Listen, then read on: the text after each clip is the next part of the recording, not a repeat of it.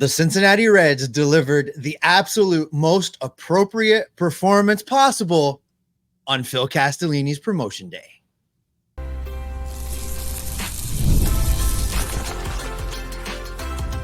You are Locked On Reds, your daily Cincinnati Reds podcast, part of the Locked On Podcast Network, your team every day. Welcome into Locked On Reds. My name is Jeff Carr. His name is Steve Offenbaker, and we are lifelong Cincinnati Reds fans. And we have been doing this podcast for 3 years together. We've been podcasting for like a combined 12 years about the Cincinnati Reds. And of course, Locked On Reds is part of the Locked On Podcast Network. We are your team every single day. And we aim to make this podcast accessible to all Reds fans, as we will talk about the big news in Reds country, we'll dive into some geeky stats, and we'll overreact a little bit here and there to the emotions of the MLB Ocean during this long season, because we love our Cincinnati Reds. And I'm glad that you're alongside us here today, because on today's podcast, we are going to be talking about the promotion of Phil Castellini. Oh, and by the way, the Reds played last night. They did have a series win against the Chicago Cubs. We'll break that down here in just a few minutes. And a little bit later on, Steve has a few thoughts about the trade deadline that I'm sure that we will all agree on. And that's coming up here on today's Locked On Reds podcast that is brought to you by Game Time. Download the Game Time app today and use promo code LOCKEDONMLB for $20 off your first purchase. Last minute tickets, lowest price, guaranteed. And you can guarantee, Steve, with where we will begin is this series that the Reds just won. They had a chance to sweep, didn't quite do it. They ended up losing by like 1 billion runs in the third game, but you know what happened, Steve? They still let them win the series because they won the first 2 games. That's just how baseball works. Overall, the biggest thing for me in this series, though, does come out of this third game. Because as much as I'm happy about the win, the Reds were able to get a win on a bullpen day, and Carson Spires looking good in game 1, Nick Lodolo continues to struggle. And as much as the breakout of Hunter Green has been huge for this season, Nick Lodolo also, at least early on, was looking really good, but he's kind of been through a little bit of a tough stretch here. Yeah, and first off, let's make no mistake. We're not saying that Nick Lodolo is bad. We're not saying Nick Lodolo is falling off or a disappointment. We're not coming at Nick Lodolo that way. On the year, including last night's start, he still has a sub-4 ERA. His ERA is 3.99 in 97 innings pitched, 100 strikeouts on the season. So he's doing okay for a big league starting pitcher. Let's just start there. But here's the deal. He was cruising right along, Jeff. He was looking really, really, really good. And then he got that blister. He did the load management trip to the injured list. And he came back from that and he got roughed up. And we all saw the shots of him messing with his hand where that blister was. And then everybody saying, no, it wasn't a blister. And we all know that there was something going on with that blister. So in his last 7 games, he's 1-2 with a 5.59 ERA, 38 innings pitched. He's struck out 38, walked 11. Again, not horrible, but he's allowed 24 runs in that time. When I asked our buddy Chris Welsh about what Nick Lodolo could do to prevent the blisters from reforming, I specifically asked him, could he put some like super glue on his hand? Dermabond is what we use at the hospital to close wounds and protect skin. Chris said they tried that in the 80s. It would always peel. He said the old timey coaches told the young guys to pee on their hands because that's the medical answer to everything from the Stone Ages, apparently. But Chris's real answer was this: if Nick Lodolo is going to prevent blisters, he's going to have to change his grip. And since that time, the breaking balls don't look the same. The pitches don't look as crisp. And I think that's what's happening. I think Nick Lodolo has had to slightly alter his grip in order to prevent that blister from reforming. And we're seeing the effects of it on the field. And there's even a little bit of numerical data that suggests this, because the spin rate on all of his pitches last night was down.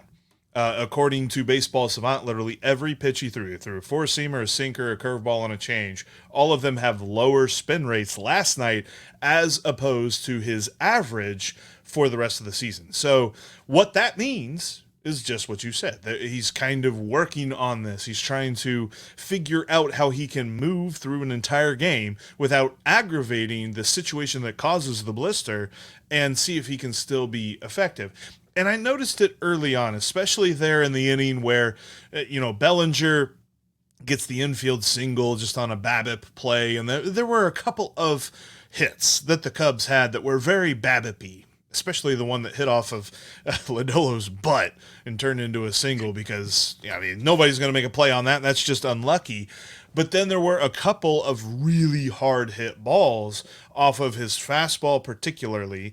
He gave up one of his home runs off of the four-seamer, but then also his curveball got hit too. There was 106 mile an hour.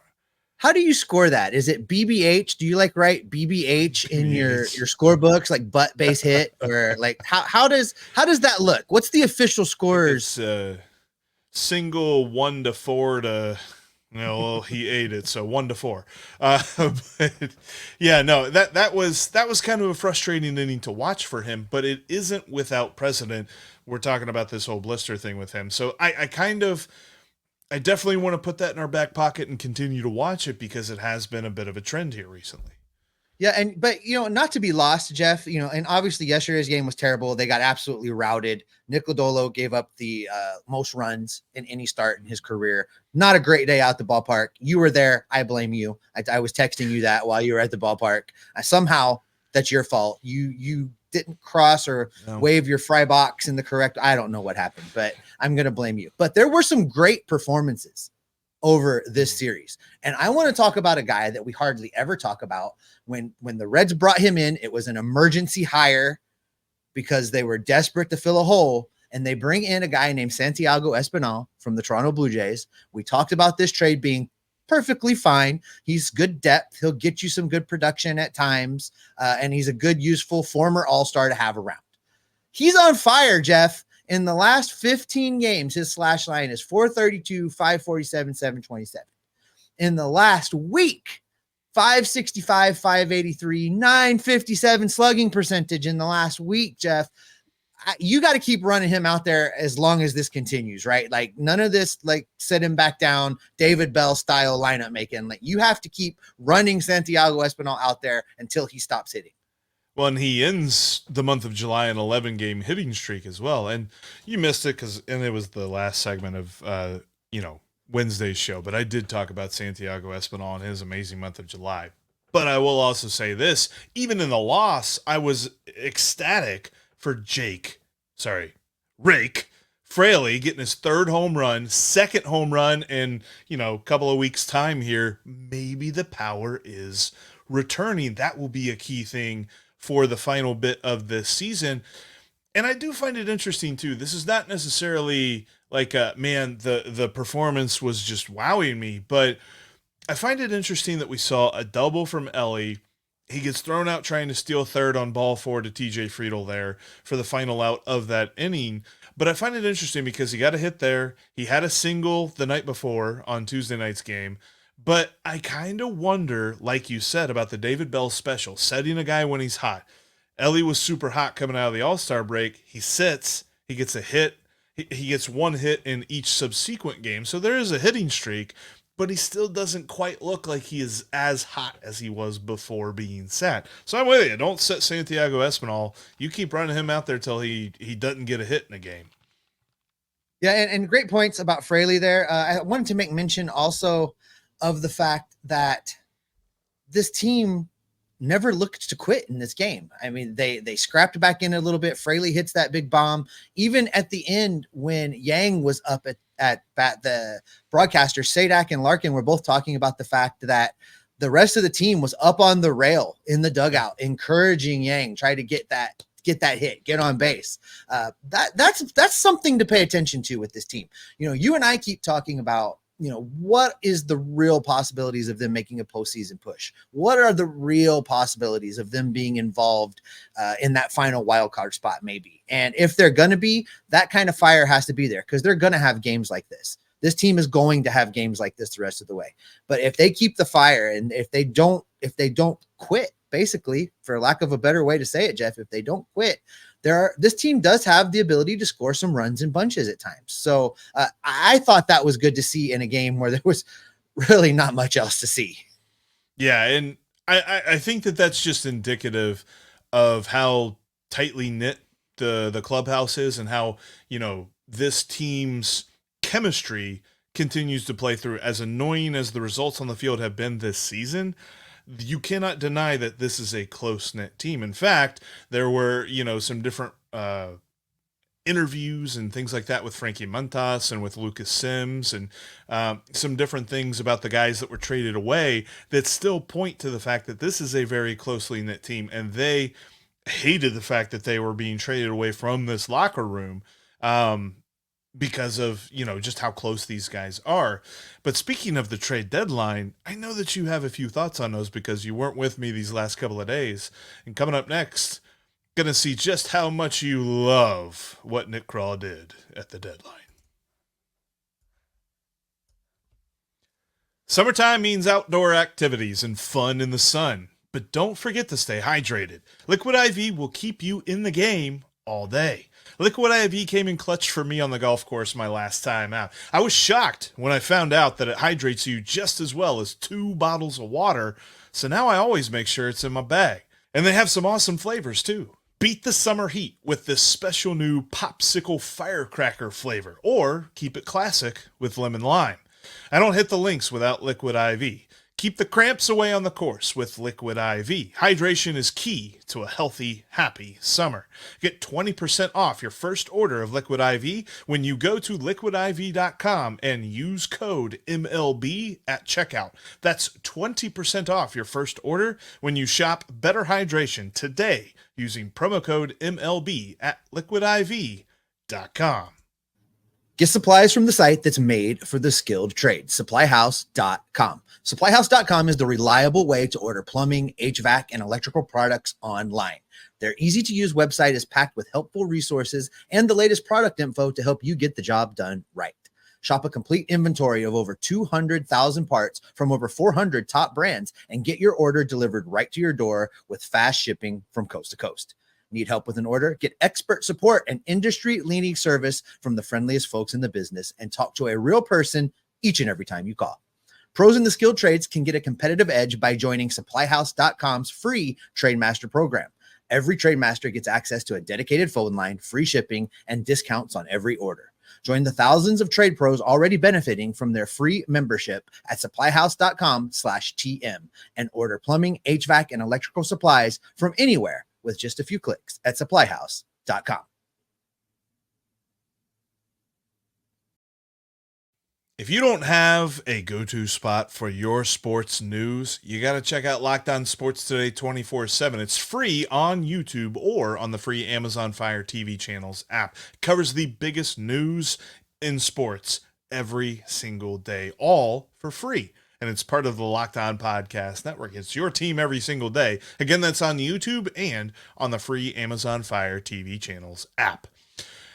By the way, shout out to our everydayers. Thanks for making us part of your day here on this Thursday. If you're watching us on Thursday, if you're not, if it's Friday, Saturday, whatever. Appreciate you being along with us on this Locked On Reds podcast. And coming up on the next Locked On Reds podcast, we will have a live show Friday afternoon at 3 p.m. Eastern Time, getting you set for the San Francisco Giants series, and we are also going to be bringing our expectations for the rest of the season. You're not going to want to miss that. Plus, we will take your questions and your comments as well.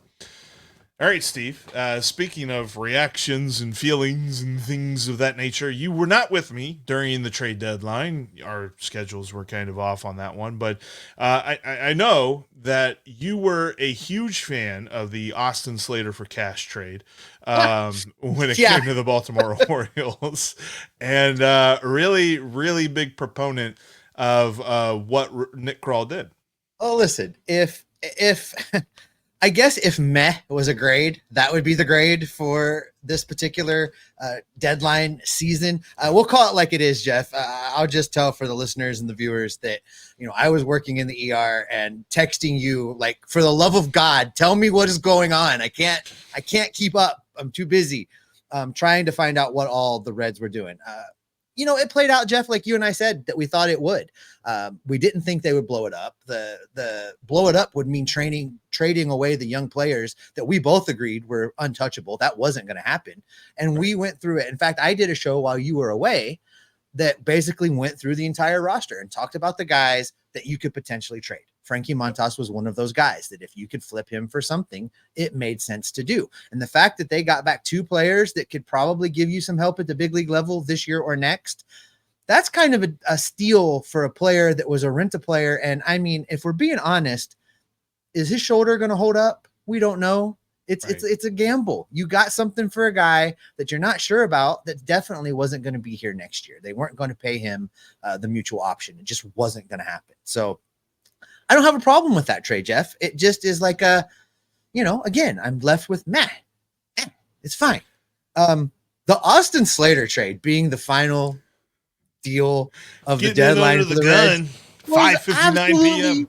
hilarious for so many reasons because nobody had that on their radar. And the fact that Nick Craw managed to get the Baltimore Orioles to give him anything at all, turns out it's going to be cash considerations or a player to be named later. Probably is going to be cash. That's my money's on the money.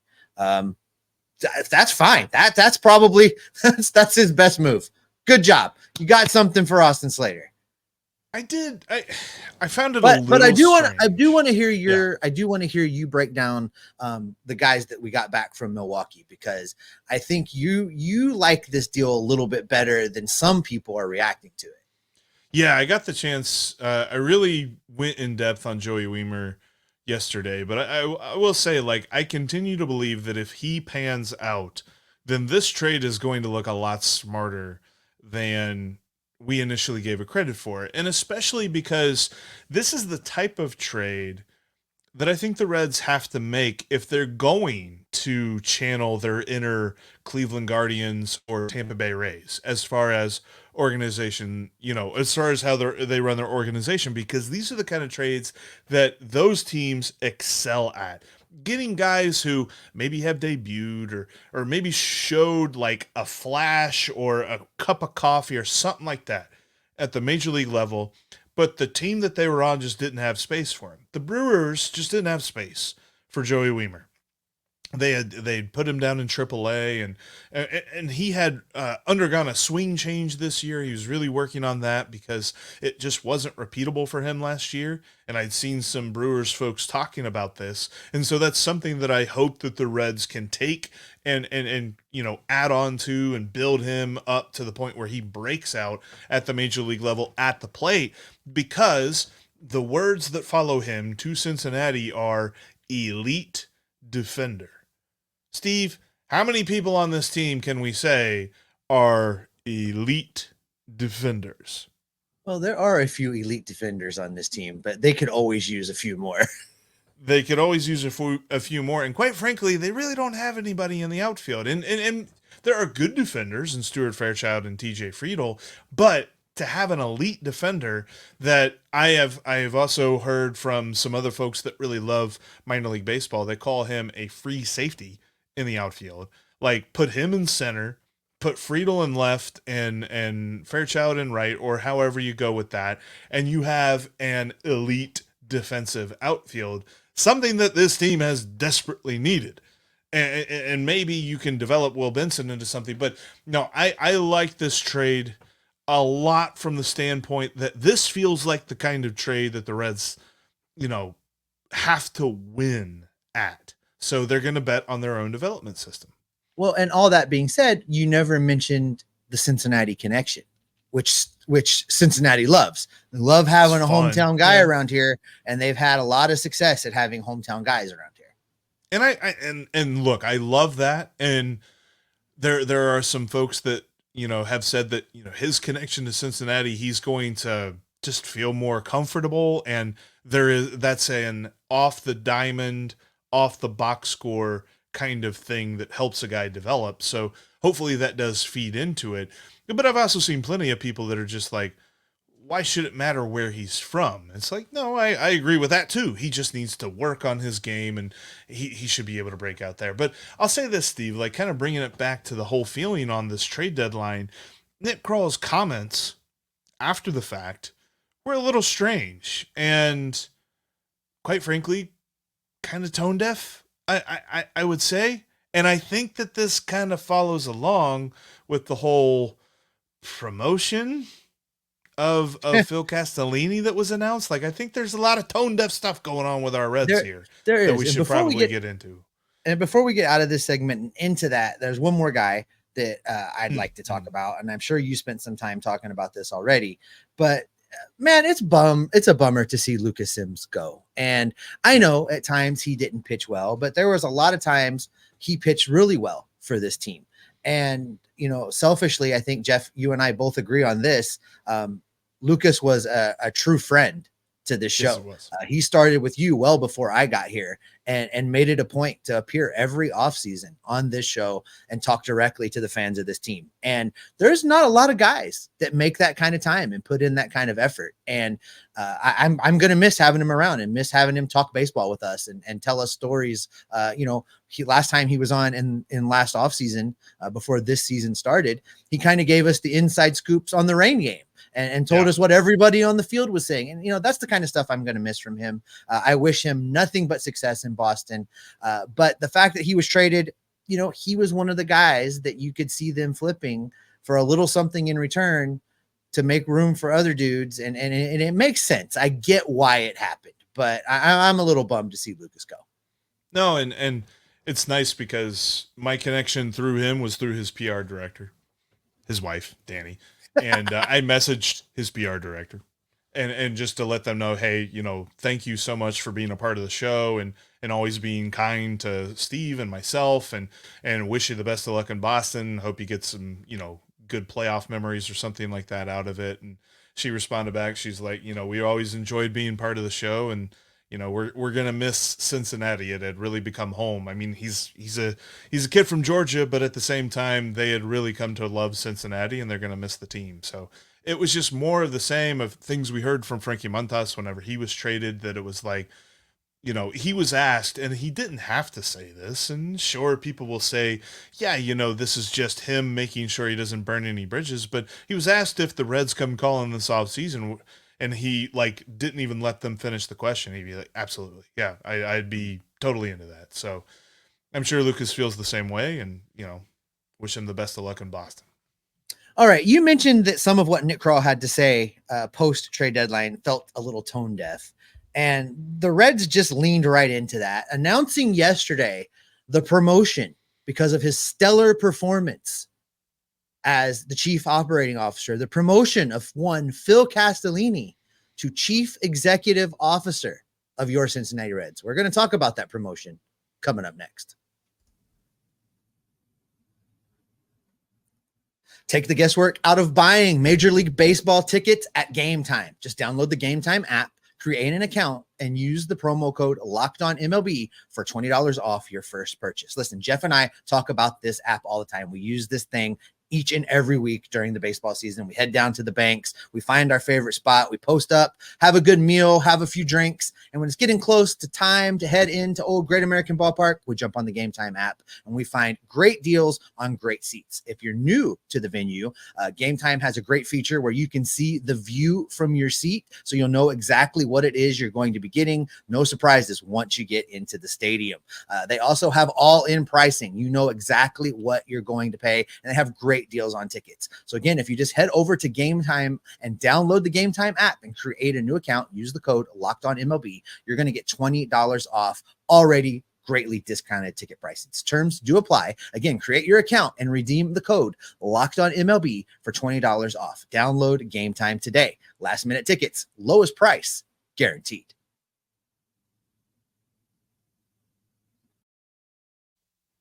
You can catch every pitch of the Reds' hometown broadcast with SiriusXM. Just download the SXM app and search the word Reds. Also, if you haven't done so, bookmark CincinnatiRedsTalk.com for written content about your Cincinnati Reds. Jeff is killing it over there. James Rapine's putting out a lot of great stuff. Lots of talented writers writing about the Reds each and every day.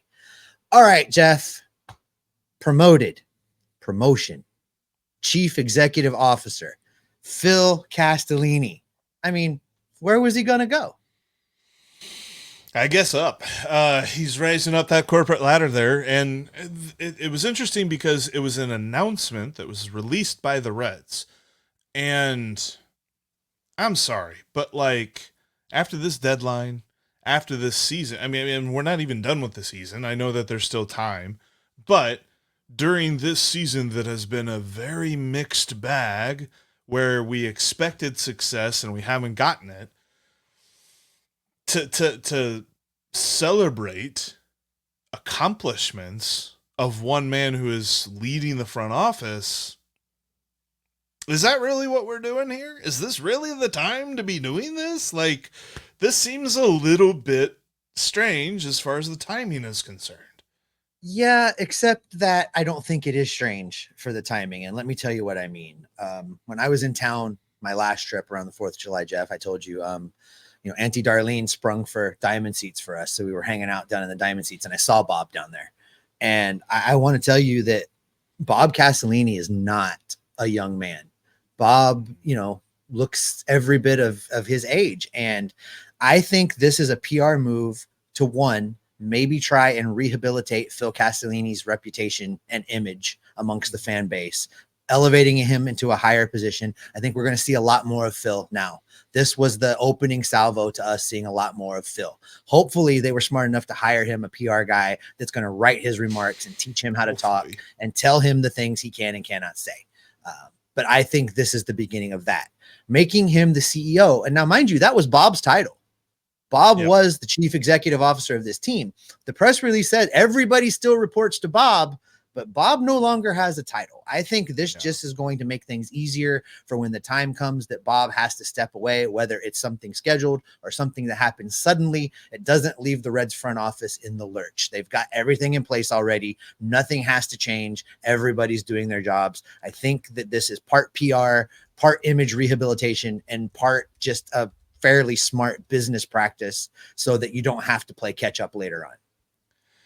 And also in this announcement, Doug Healy has been promoted to Reds Chief Operating Officer and CFO. So that's another part of it as well. But I find this intriguing because it feels like more and more this organization is moving and either doesn't know or doesn't pay attention to what the fans are saying. Because the fans are not happy right now. Like, we are now, and we are not saying that the Reds are mathematically done, because they're not.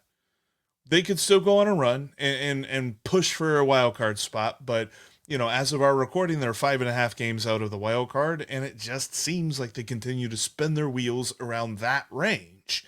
They're like right there, just on the outside looking in.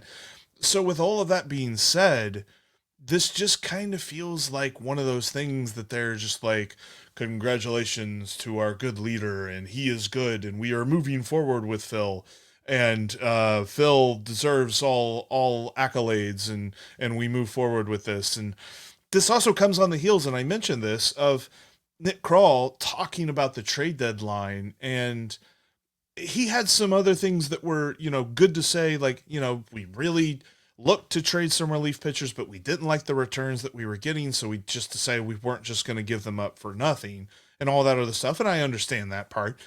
But he did say he's just like, we still want to put this team in a position to succeed and a position to compete. And I don't think he did that. No, and he also mentioned that, they thought they had a deal a couple times and other teams came in and outbid them for the players they were trying to bring in. And that's baseball, baby. Up your offer. Right. Your whole job is to improve this team and get things done. Now, obviously, we don't know the specifics of the deal. And maybe if we did, we would be agreeing with Nick. I don't know. Right. But this is 2 trade deadlines in a row now where they've left me feeling unimpressed. Yeah. That's been the thing that, we've talked about the fact that it seems like Nick Kroll, his plan is in place. He is implementing his plan without, interference from ownership. It's a, this is your budget, go do your thing type deal. And while we have liked the teardown, while we have liked the stockpiling of future players and potential, there has to be a point where potential becomes the present, where potential becomes competent, contending players. And it just continues to feel as though they're stockpiling either potential or prove it players who maybe they have played at the major league level, but they're not playing their best right now. And they're coming here to rehabilitate their own image for some reason. And that kind of feels like where we're stuck in this weird, just going in circles mode. I just had a thought. What if they listened to me last week when I said I wanted David Bell promoted? Maybe they're just making room. They're making room. Yeah. If they're going to move David Bell up, they got to move some people up and out, right? So maybe that announcement's coming. Probably not. All right, Jeff, that is probably the best spot to go ahead and end it today. That is going to do it for this David Bell promotion. David Bell promotion. Listen, folks, thanks so much for being here. Everydayers, we appreciate you so much. Thanks for making us your first listen of the day. Please make your second listen of the day Locked On MLB with Paul Francis Sullivan, and please call him Sully or he gets a little bit upset. Go check that show out. If you want somebody that knows baseball from coast to coast and can be funny while he's telling you about it, Sully's your guy.